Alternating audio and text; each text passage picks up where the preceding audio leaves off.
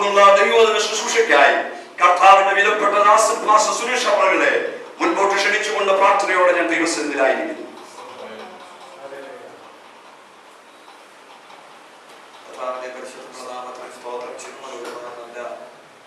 ഈ രാത്രി ശ്രദ്ധയ്ക്കാതെ ദൈവത്തെ സ്തുതിക്കുകയും കർത്താവിനെ ഞാൻ ആരാധിക്കുകയും ചെയ്യുന്ന ശ്രേഷ്ഠന്മാരായ ദൈവദാസിദാസന്മാർക്ക് കർത്താവിന്റെ അധ്വാനിക്കുന്ന പ്രയത്നിക്കുന്ന കർത്താവ് ബഹുമാനിയ എല്ലാ ദൈവഭൃത്യന്മാർക്ക് ഈ സഭയിലെ ശുശ്രൂഷയുടെ കുടുംബത്തിന് കർത്താവ് യേശുവിൻ നാമത്തിലുള്ള എന്റെ പ്രത്യേകമായ സ്നേഹത്തെ വന്ദനത്തെ ഞാൻ പ്രകാശിപ്പിക്കുന്ന ഒരു പകൽ ഒരു രാത്രി കൂടെ നിങ്ങളുടെ മധ്യ കർത്താവിന് വചനം യേശുവിന്റെ സാക്ഷ്യം നിൽക്കുവാൻ സർവ്വത്തിൽ ബാലവാദയെ ഒരുക്കിയ നല്ല ഭാഗ്യത്തെ ഓർത്ത് ഞാൻ ദൈവത്തെ ആരാധിക്കുകയാണ്. നമ്മുടെ വിശുദ്ധ കരങ്ങളുയർത്തി കർത്താവിനെ സ്തോത്രം ചെയ്യാം.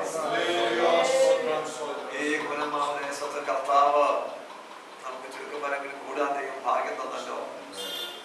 നിശ്ചയമായി വരുന്ന ആളുകൾ വലിയൊരു കൂട്ടത്തെ കർത്താവ് തരും. സ്തോത്രം. നമ്മൾ ദൈവസേനി പ്രാർത്ഥിക്കുമ്പോൾ, ദൈവസേനി നിലവിളിക്കുമ്പോൾ നാം ചെയ്യുന്ന അധ്വാന ഫലം സ്വർഗം നമുക്ക് നൽകി തരുവാനിടയായിത്തീരും. അതുകൊണ്ട് വളരെ ഒരു പ്രാർത്ഥന, ഒരു പ്രതീക്ഷ നമ്മുടെ അകത്തുണ്ടാകട്ടെ. ദൈവം നമ്മുടെ പ്രാർത്ഥനയ്ക്ക് ഉത്തരം തരും. ദൈവം നമ്മുടെ ജീവിതത്തിൽ വിടുതൽ തരും. കർത്താവിന്റെ മഹത്വം ഈ ദേശത്ത് ദൈവം തെളിയിച്ചു തരും എന്നൊരു വിശ്വാസം നമ്മുടെ അകത്തുണ്ടെങ്കിൽ നിശ്ചയമായും ദേശത്തൊരു കൊയ്ത്ത് വരാനിടയാണ്. അതുകൊണ്ട് വളരെ പ്രാർത്ഥനയ്ക്ക് ദൈവത്തിന്റെ ആത്മാവ് നിങ്ങൾ അറിയിപ്പാൻ ഏൽപ്പിച്ച തിരുവചനത്തിലേക്ക് കിടക്കുന്നു. യോഹന്നാന്റെ സുവിശേഷം 1-ാം അധ്യായം 1 മുതൽ 5 വരെയുള്ള വാക്യം. യോഹന്നാന്റെ സുവിശേഷം 1-ാം അധ്യായം 1 മുതൽ 5 വരെയുള്ള വാക്യം. ആദിയിൽ വചനമുണ്ടായിരുന്നു, വചനം ദൈവത്തോട് കൂടെയായിരുന്നു, വചനം ദൈവമായിരുന്നു.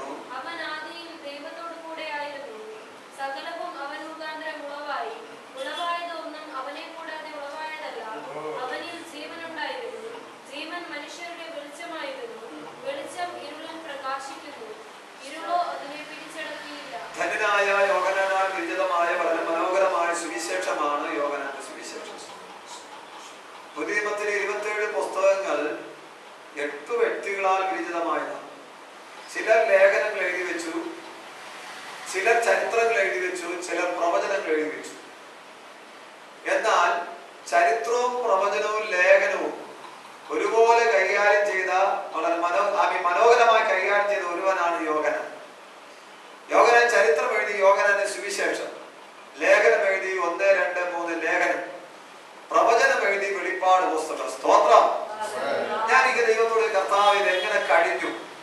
പരിശുദ്ധാത്മാവോട് പറഞ്ഞ വാക്ക്, മറ്റ് ശിഷ്യന്മാർ ചെയ്യാത്തൊരു കാര്യം യോഹന്നാൻ ചെയ്തു.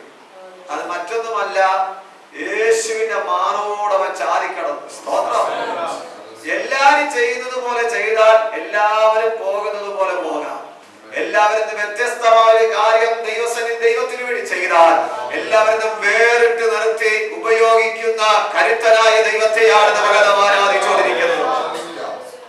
യോഹന്നാന്റെ സുവിശേഷം 1-ാം അധ്യായത്തിൽ 1 മുതൽ 5 വാക്യത്തിൽ വചനത്തെ കുറിക്കുന്ന 7 കാര്യങ്ങൾ കർത്താവിന്റെ ദാസൻ കുറിച്ചു വെച്ചിട്ടുണ്ട്.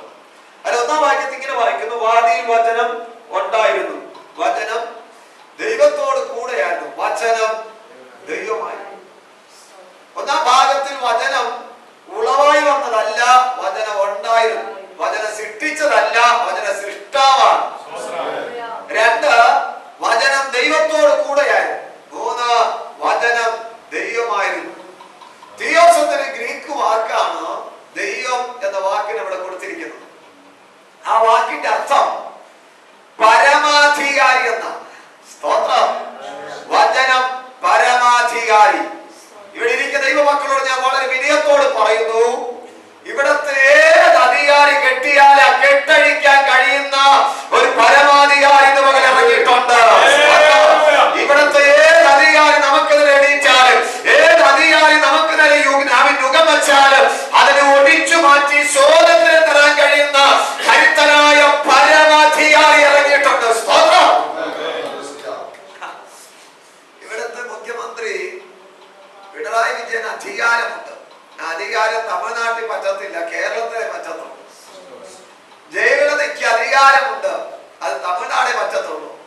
നരേന്ദ്രമോദിക്ക് അധികാരമുണ്ട്, അത് ഇന്ത്യയിൽ മാത്രമേ പറ്റത്തുള്ളൂ. അമേരിക്കയുടെ പ്രസിഡന്റ് ആയിരിക്കൽ ബറാക് ഒബാമയ്ക്ക് അധികാരമുണ്ട്. അത് അമേരിക്കയിലെ പറ്റത്തുള്ളൂ. ആമേൻ. അത് ഇന്ത്യയിൽ വന്ന നടക്കത്തില്ല. അധികാരത്തിന് പരിധിയുണ്ട്. എന്നാൽ ഞാൻ ആരാധിക്കുന്ന, ഞാൻ പ്രസംഗിക്കുന്ന വചനമാകുന്ന ദൈവത്തിന് പരിധിയില്ലാത്തൊരു പരമാധികാരി ഇന്ന് രാത്രി നടുവിൽ ഇറങ്ങി വന്നിട്ടുണ്ട്. പരിധിയില്ലാത്ത പരമാധികാരി ഈ രാത്രി നടുവിൽ നടകൊള്ളുന്നെങ്കിൽ നിനക്ക് നേരെ ശത്രുവച്ച സകല പരിമിതികളെ ഈ പരമാധികാരി ഇന്ന് രാത്രി ഉടച്ചു മാറ്റാൻ ആഗ്രഹിക്കുകയാണ്. സ്തോത്രം, സ്തോത്രം, സ്തോത്രം. ആമേൻ.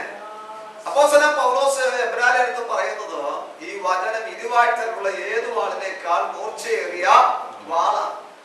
കൈ തൊടാതെ ഓപ്പറേഷൻ ചെയ്യാൻ കഴിയുന്ന നല്ല വാള ദൈവത്തിന്റെ വചനം. സ്തോത്രം. പടിമക്ക ആ പുസ്തകം പഠിച്ചാൽ ഇപ്രകാരം വായിക്കുന്നു: പിതാക്കന്മാർ ഭക്ഷിക്കാത്ത മന്ന ദൈവം ഇസ്രായേലിന് കൊടുത്തു. ആ മന്ന പുതിയമത്തിലേക്ക് വരുമ്പോൾ യേശു പറഞ്ഞു, ഞാൻ ജീവന്റെ അപ്പമാകും. മന്ന തിന്നവരല്ല. തിരുവഴുത്തിൽ ഇങ്ങനെ വായിക്കുന്നത്, രാവിലെ തോറും മഞ്ഞ അവർ ഭക്ഷിക്കുക, രാവിലെ തോറും മഞ്ഞ ഭക്ഷിക്കുവാൻ. ഞാൻ കഴിക്കുന്ന ആഹാരം എന്റെ അസ്ഥിക്ക് നല്ല ബലമാണ്, എന്റെ മാംസത്തിന് നല്ല ബലമാണ്. ഇന്നു വരെ ആഹാരത്തിന്റെ എഫക്റ്റ് ചെരുപ്പിൽ വ്യാപരിച്ചിട്ടില്ല. ഇന്നു വരെ എന്റെ ഷർട്ടിൽ വ്യാപരിച്ചിട്ടില്ല. എന്നാൽ അവർ തിന്ന മന്ന അവരെ ഷർട്ടിൽ വ്യാപരിച്ചു, അവരെ ചെരുപ്പിൽ വ്യാപരിച്ചു. അങ്ങനെ ഇന്ന് പകലിന്റെ വേളയിൽ രാവിലെ തോറും ജീവന്റെ മന്ന ഭക്ഷിക്കാതെ സമയമെടുത്താൽ നീ ചെല്ലുന്നിടത്തൊക്കെ ഈ മന്ന ജീവൻ പകരാനിടയാണ്. ഈ വചനമാകുന്ന ദൈവം എന്താണ് ചെയ്യുന്നത്? വചനമാകുന്ന ദൈവം എന്താണ് ചെയ്യുന്നത്? വായിച്ചേ, 1-ാം അധ്യായം 16-ാമത്തെ വാക്യം. 1:16 വാക്യം. യോഹന്നാൻ 1:16. അവന്റെ നിറവിൽ നിന്ന് നമ്മെ അല്ല അവൻ നിറച്ചുകൊണ്ടിരിക്കുന്നു. സ്തോത്രം. വചനമാകുന്ന ദൈവം എന്താ ചെയ്യുന്നത്? നമ്മെ നിറയ്ക്കുന്നു. സ്തോത്രം, സ്തോത്രം. മനുഷ്യനല്ല, ആഗ്രഹത്തിന്റെ അടിമയാണ്. ആഗ്രഹത്തിന്റെ അടിമ. ആമേൻ, ആമേൻ. സ്തോത്രം. ആഗ്രഹത്തിന്റെ അടിമയാണ്. അംബാനിയോട് ചോദിച്ചാൽ അംബാനി പറയും കുറെ ആഗ്രഹം. സോണിയോട് ചോദിച്ചാൽ സോണിയും പറയും കുറെ ആഗ്രഹം. കാരണം അവൻ കുറവുള്ളവനാ. മനുഷ്യനല്ല, കുറവുള്ളവനാ. എന്നാൽ ദൈവം നിറവുള്ളവനായതുകൊണ്ട് പങ്കുവെച്ചുകൊണ്ടിരിക്കുക. ഇന്ന് രാത്രി നിനക്ക് എവിടെയൊക്കെ കുറവുണ്ടോ അവിടെ പങ്കുവെച്ചു തരാൻ ഇന്ന് രാത്രി ഇറങ്ങിയിട്ടുണ്ട്. ജീവിതത്തിൽ ഏതൊക്കെ തലത്തിൽ നീ കുറവ് അനുഭവിക്കുന്നുവോ, ഏതൊക്കെ തലത്തിൽ നീ വേദന അനുഭവിക്കുന്നുവോ, ഏതൊക്കെ തലത്തിൽ നീ ദുഃഖം അനുഭവിക്കുന്നുവോ അവിടെ പങ്കുവെച്ചു തരാൻ നിറവുള്ളവൻ ഇറങ്ങി വന്നിട്ടുണ്ട്.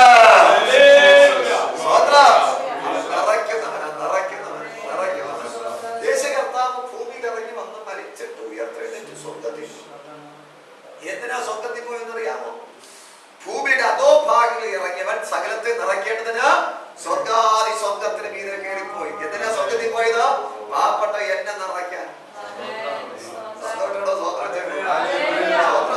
എവിടെയെല്ലാം കർത്താവ് നിറയ്ക്കും. വായിച്ചേ, എഫേസ്യ ലേഖനം 1-ാം അധ്യായം 23-ാമത്തെ വാക്യം.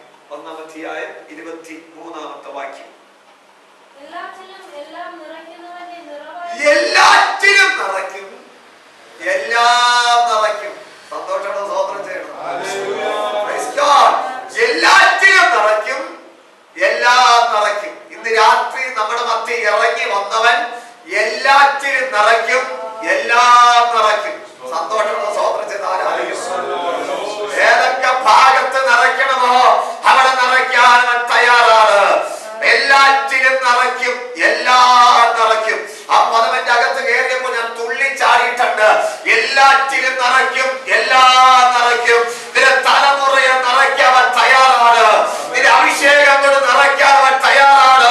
നിന്റെ സഭയെ നിറയ്ക്കാൻ അവൻ തയ്യാറാണ്. നിന്റെ വിദ്യാഭ്യാസ തലത്തിൽ നിറയ്ക്കാൻ തയ്യാറാണ്.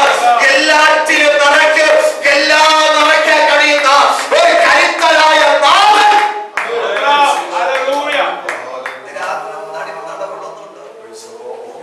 എല്ലാറ്റിലും നിറയ്ക്കും,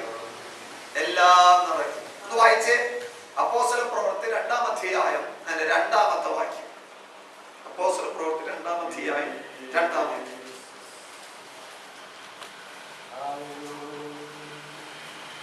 പെട്ടെന്ന് കൊടിയ കാറ്റിരിക്കുന്ന പോലെ ആകാശത്തിന് മുഴക്കമുണ്ടായി. അവർ ഇരുന്നിരുന്ന വീട് മുഴുവൻ വീട് നടന്നു. ഇന്ന് രാത്രി നമ്മുടെ മധ്യ ഇറങ്ങി വന്നവൻ വീട് നിറയ്ക്കാൻ തയ്യാറാണ്. നാലാം വാക്യം എല്ലാവരും നിറഞ്ഞു. അവൻ വീടിനെ നിറച്ചു, വീട്ടിലുള്ളവരെ നിറച്ചു. സന്തോഷത്തോടെ സ്തോത്രം ചെയ്ത് ആരാധിക്കണം. ഇന്ന് രാത്രി ഇതിനകത്ത് ഇറങ്ങി വന്നവൻ ഈ വീടിനെ നിറയ്ക്കും, വീട്ടിലുള്ളവരെ നിറയ്ക്കും. വീടിനെ നിറയ്ക്കും, വീട്ടിലുള്ളവരെ നിറയ്ക്കും. വീടിനെ നിറയ്ക്കും, വീട്ടിലുള്ളവരെ നിറയ്ക്കും. വീടിനെ നിറയ്ക്കും, വീട്ടിലുള്ളവരെ നിറയ്ക്കും.